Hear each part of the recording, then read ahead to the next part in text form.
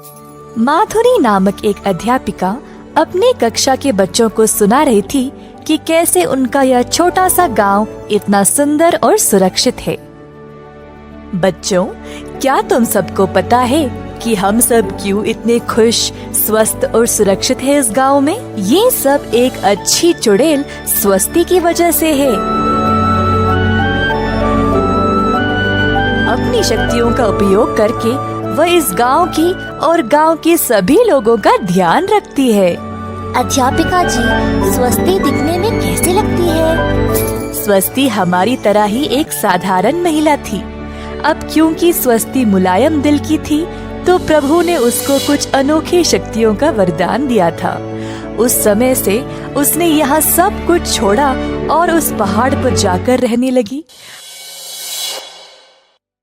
आज तक इस गांव में किसी को भी कोई आपत्ति नहीं हुई उसी की वजह से।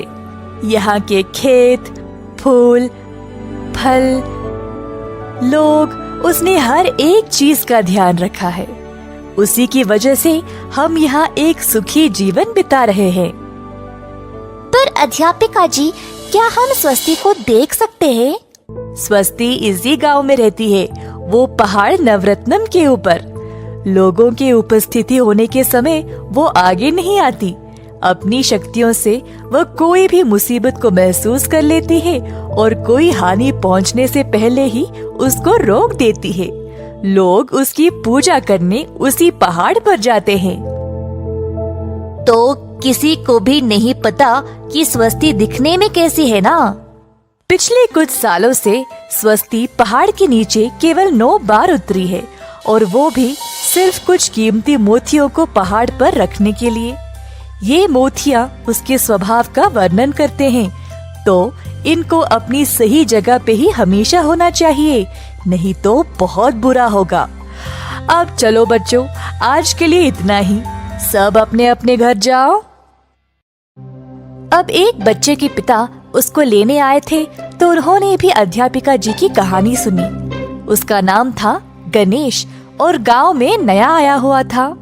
उसको पता नहीं था कि यह कहानी सच है या नहीं, पर उसने सोचा कि अगर उसको और मोतियों में से अगर एक भी मोती मिल गया तो वह जीवन भर अमीरों की तरह जी सकता है। तुरंत गणेश ने अपने 4 आदमियों को बुलाया और सीधा पहाड़ पर गया मोती चुराने के लिए। पर उसको पता नहीं था कि उसके रास्ते में इतनी बाधाएं आएंगे। पहला कदम रखते ही तेज आंधी शुरू हो गई। गणेश और उसके 4 आदमी सीधा चल नहीं पाए। जैसे तैसे करके अंत में वह उस पहाड़ के ऊपर चढ़ ही गए। पहाड़ के ऊपर उनको एक हरी चमक दिखाई दी। पास गए तो उनको एक मोती मिला। गणेश खुशी से झूम उठा और मोती को उठा लिया।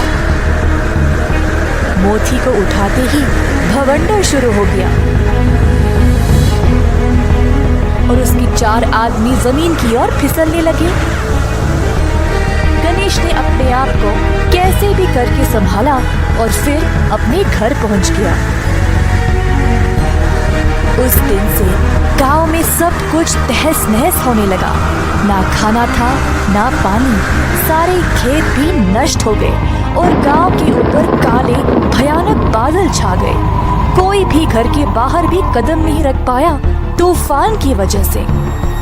आखिरकार गांव का एक बूढ़ा आदमी गणेश के पास गया और बोला, तुमने बहुत गलत किया।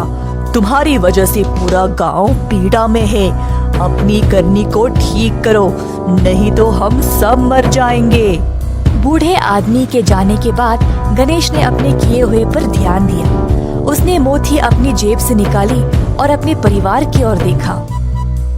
बेचारों को ना नींद थी, ना खाना पीना। गणेश को बहुत बुरा लगा और अंत में गणेश ने मोती को वापस रखने का निर्णय लिया। आंधी के बीचों बीच गणेश वापस उसी स्थान पर गया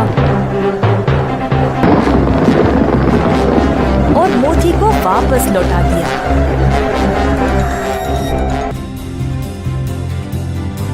गणेश के ऐसा करते ही सारी परेशानी खत्म हो गई और गांव की स्थिति वापस शांत और सुंदर हो गई। इस घटना के बाद स्वस्ति गांव में आई, सबको उन मोतियों का महत्व बताने के लिए। उस दिन से किसी ने भी मोतियों को छूने की हिम्मत भी नहीं की।